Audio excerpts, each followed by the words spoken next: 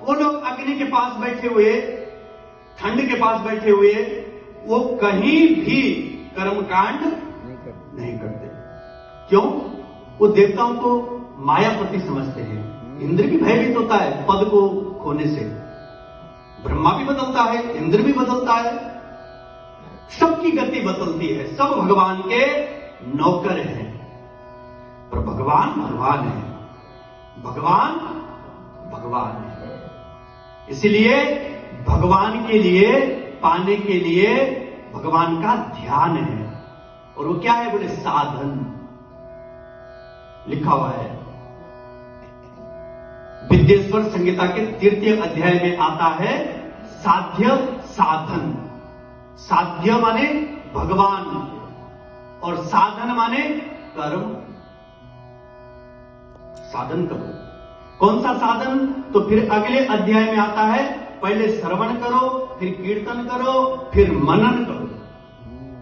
मनन, श्रवण, पहले श्रवण, फिर मनन, फिर कीर्तन। श्रवण पहले सुनो, फिर उसको अपने पास मनन करो। उत्तम श्रोता, मध्यम, चलो कम से कम आए तो है, बैठे तो है, थोड़ा देर ही सही, टच तो हुए वहां। भगवान की 3 शक्ति है जी, समझ लो। एक है निराकार, एक है निर्गुण, एक है साकार, सगुण साकार। कैसे है? तो एग्जाम्पल के लिए आपको समझाता हूं। जैसे प्रकाश है, लाइट है, ये लाइट जहां से आ रही है, कहां है ये लाइट? कहां बनती है बिजली? पानी में। पानी में होता है ना बिजली का प्रभोष, और उस पानी में आप साधारणतः नहाते हैं, धोते हैं, जाते हैं, सब काम करते हैं, तो आपको करंट लगता है? नहीं।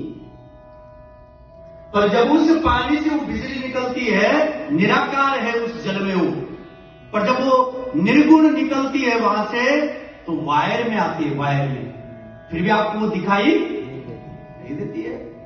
छुओगे तो पता लगेगा इसमें करंट है, नहीं तो नहीं दिखाई देती है। पर जब वो आपके सामने प्रकाश के रूप में जलती है तो सगुण साकार है, तब आपको पता लगता है कि बिजली है।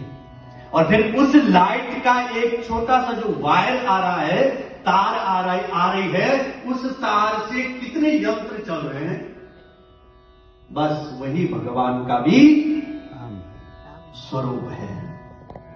जैसे दूसरा एग्जांपल, आप मिल्क लेते हैं, मिल्क में घी है, घी का है, मिल्क में ही तो है, पर जब आप उस मिल्क को पीते हैं तो आप घी की अनुभूति करते हैं? नहीं। फिर वो घी दूसरे भाव में कहां बनता है? दही। फिर तीसरे भाव में घी। वही भगवान के स्वरूप है। साधन वही है, या तो मिल्क तक ही रहो, या फिर मध्य में आओ, दही में। चलो दही में भी ठीक है, मध्यम, या तो फिर उत्तम बन जाओ सीधे घी। और घी में जब आ गए तो घी के बाद आगे उसकी कोई अवस्था नहीं है। घी के बाद क्या बनाओगे? घी तो लास्ट है, घी के बाद कुछ नहीं बनेगा। तो बस उत्तम घी है, मध्यम दही है, निष्कृष्ट मिल्क है। क्योंकि मिल्क तो है ही, आपने उसको जैसा था वैसे ही खरीदा, उसमें किसी ने कुछ मिक्स नहीं किया, कुछ भी मिलावट नहीं है, तो वो जैसा था वैसा ही है। और उसको आपने थोड़ा सा साधन में लाया, थोड़ा सा उस पर बल डाला, तो मध्यम निष्कृष्ट मिल्क मध्यम में आए, यानी मनुष्य से मनुष्य बने। समझ गए? 84 लाख योनि है ना, 84 लाख योनि माने 84 लाख प्रकार का कर्म। जितना निष्कृष्ट उतना नीचे, जितना उत्कृष्ट उतना ऊपर। उसमें कीड़े भी है, मकोड़े भी है, विष्ठा में भी है, क्या नहीं उसमें? सब कुछ है।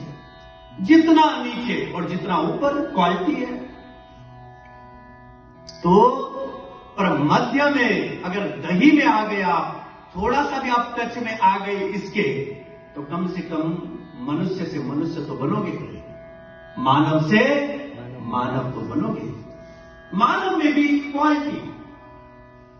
अब मानव ठीक है, आपने मध्यम किया, पर मध्यम में भी आपके पास कितने परसेंटेज है?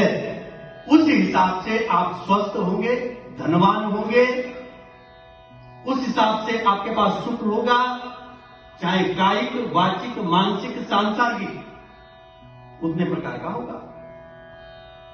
मध्यम, निष्कृष्ट, मध्यम, उत्तम। उत्तम माने श्रवण के बाद मनन, मनन के बाद कीर्तन, उत्तम। अब नहीं दूंगा ऐसा, शास्त्र विरुद्ध है, नियम विरुद्ध है, धर्म विरुद्ध है, किसी को पीड़ा नहीं दूंगा, है? क्योंकि लिखा हुआ है ना, अष्टादश पुराणेषु व्यासस्य वचनं द्वयं परोपकाराय पुण्याय पापाय परपीडनम्। उत्तम के लिए देखो बहुत गहरे हैं ये, इतने गहरे इसलिए तो आगे नहीं जा सकते, क्योंकि थोड़ा समझ आ जाए यहीं पे तो बस, फिर 24,000 में क्यों घूमना है? थोड़ा सा समझ आ जाए, बहुत गहराई में जाओ तो उत्तरा सागर में जो से मोती मिले। संसार में डूबोगे तो बच नहीं पाओगे, और यहां डूब गए तो फिर तर जाओगे, फिर कहीं बचने और बचाने की तो कोई बात ही नहीं है। यहां डूबो,